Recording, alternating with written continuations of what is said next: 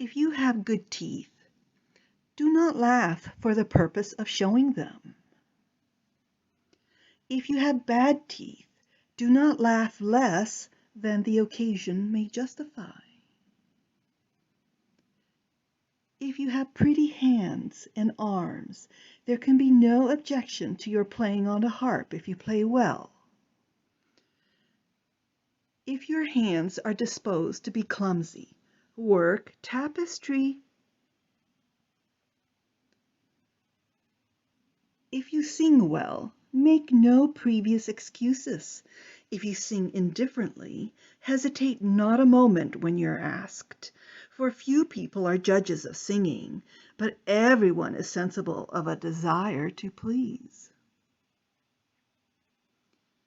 If you would preserve beauty, rise early. If you would live happy, endeavor to promote the happiness of others.